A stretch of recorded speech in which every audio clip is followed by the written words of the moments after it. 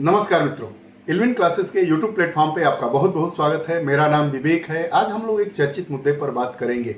भारत के प्रधानमंत्री की लाओस यात्रा। भारत और लाओस के संबंध क्या रहे हैं, जो आसियान शिखर सम्मेलन हो रहा है और उसके साथ साथ एक और सम्मेलन हो रहा है, उसके बारे में भी बात करेंगे। प्रधानमंत्री की लाओस यात्रा के क्या क्या निहितार्थ वैश्विक पटल पर निकाले जा रहे हैं, उन सब तमाम मुद्दों पर बात करेंगे। और यह जो सम्मेलन हो रहा है, उस संगठन की नींव और उस उद्देश्य और उसके लक्ष्यों के बारे में बात करेंगे और भारत की उसमें भागीदारी क्यों महत्वपूर्ण हो जाती है, इन सभी मुद्दों पर बात करेंगे। चर्चा को, इस वीडियो सेशन को प्रारंभ करने से पहले अगर आप हमारे चैनल से नहीं जुड़े हैं तो कृपया चैनल को सब्सक्राइब करिए, बेल आइकन का बटन दबाइए ताकि जो भी वीडियोस आए उसका नोटिफिकेशन आप तक पहुंचे और आप उसका लाभ उठा सके। आइए वीडियो सेशन की तरफ वापस आते हैं और वीडियो के टाइटल को समझने का प्रयास करते हैं। भारत आसियान संबंध और पीएम मोदी की लाओस यात्रा। आसियान शिखर सम्मेलन, पीएम मोदी लाओस में बात करते हैं। चर्चा के बिंदु हमारे क्या क्या होंगे, हम बात करेंगे खबर पर, चर्चा में क्यों है, आसियान क्या है, उत्पत्ति और आसियान के विकास की बात करेंगे, इसके सिग्निफिकेंट को बात करेंगे, महत्व को, और लुक ईस्ट से एक्ट ईस्ट पॉलिसी पर भी बात करेंगे।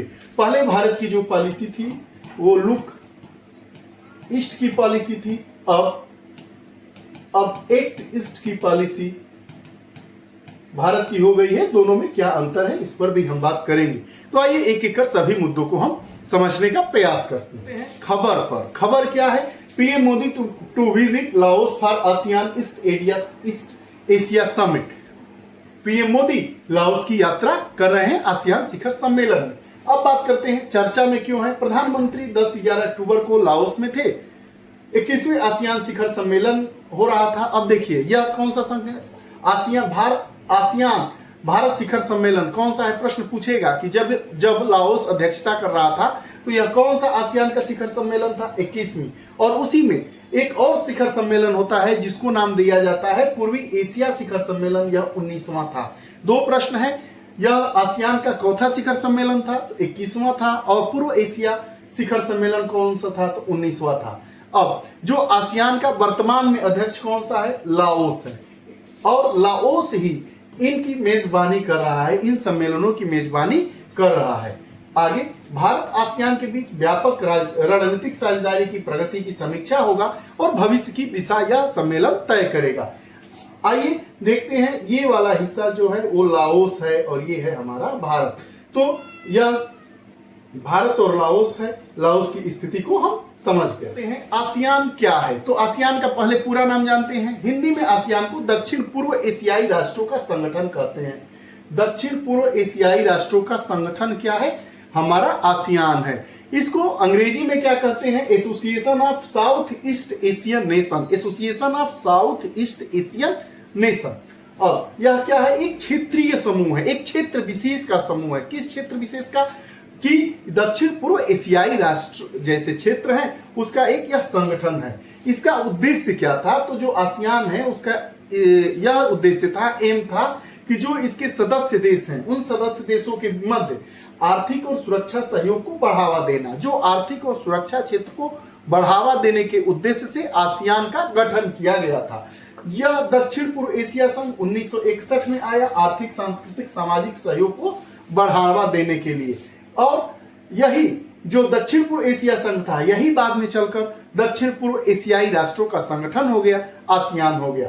अब जो दक्षिण पूर्व एशिया संघ था उसके संस्थापक सदस्य कौन थे, इंडोनेशिया, मलेशिया, फिलीपींस, सिंगापुर और थाईलैंड के द्वारा। स्थापना 8 अगस्त 1967 को होती है और बैंकॉक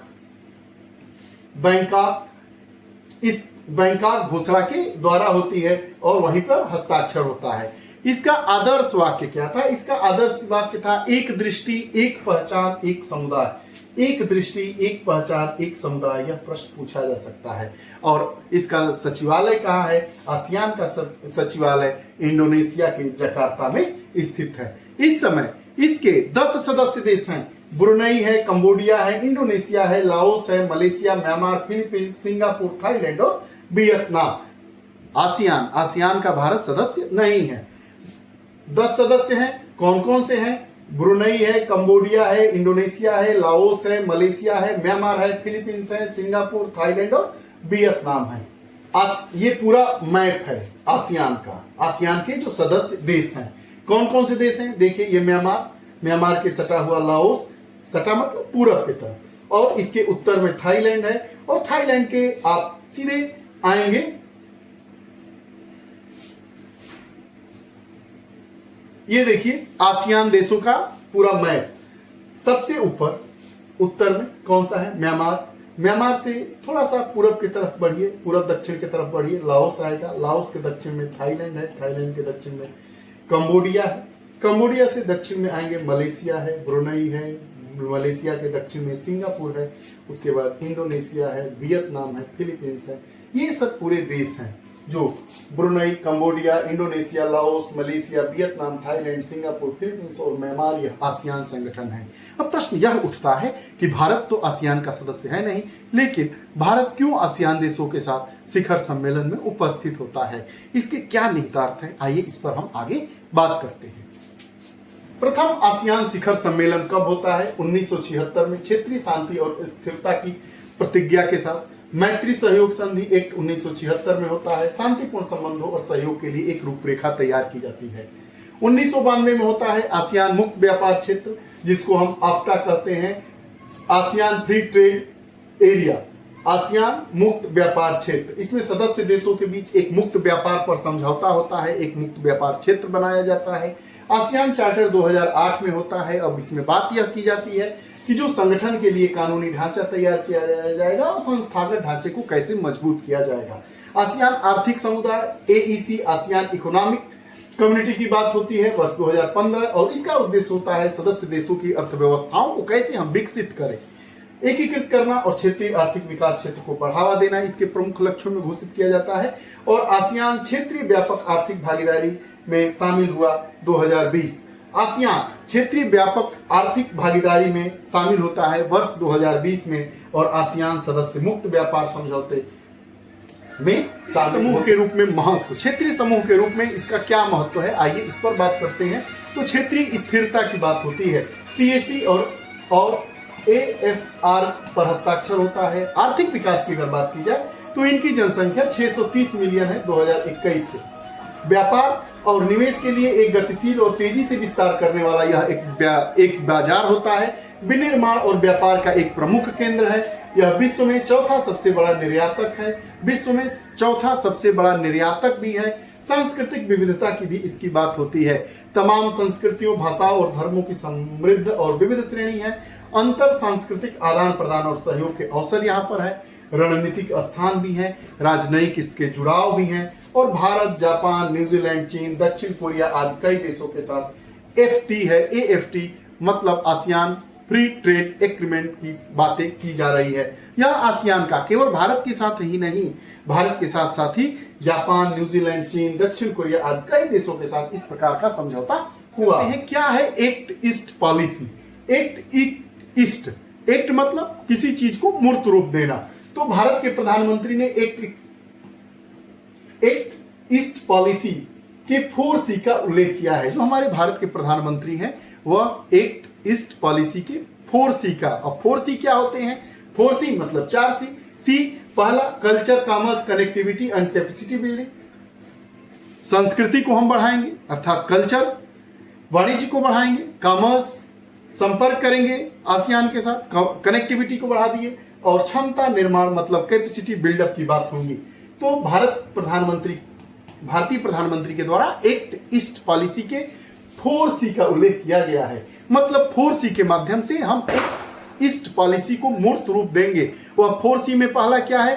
पहला है C कल्चर, दूसरा कॉमर्स, तीसरा कनेक्टिविटी, और चौथा कैपेसिटी बिल्डिंग की बात होती है। अब इसका उद्देश्य क्या है? जो लुक ईस्ट पॉलिसी था, लुक ईस्ट पॉलिसी मतलब हम ईस्ट की तरफ देखेंगे, अपने सपनों को उसमें संजोएंगे, उसको टटोलेंगे कि इधर हमारा क्या निहितार्थ हो सकते हैं। उन देशों के साथ मिलकर अगर हम काम करते हैं तो भारत कहां पहुंच सकता है और भारत का उन देशों के साथ संबंध कैसा हो सकता है। पहले हमने देखा, अब उस जो देखे हैं अपने सपने संजोए उस पर काम करने लगे।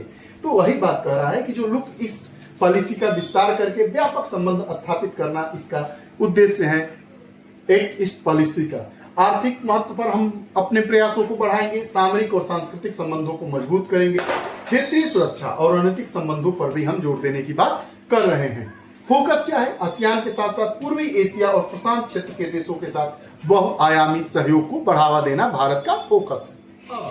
इसके साथ ही साथ अगर हम फोकस की बात करें तो आसियान के साथ, आसियान जो देश हैं 10 देश हैं इसके संगठन, आसियान के 10 सदस्य देश हैं, उसके साथ ही साथ जो पूर्वी एशिया है और प्रशांत क्षेत्र है, इनके जितने देश हैं इनके साथ बहुआयामी सहयोग को बढ़ावा देना भारत का लक्ष्य है।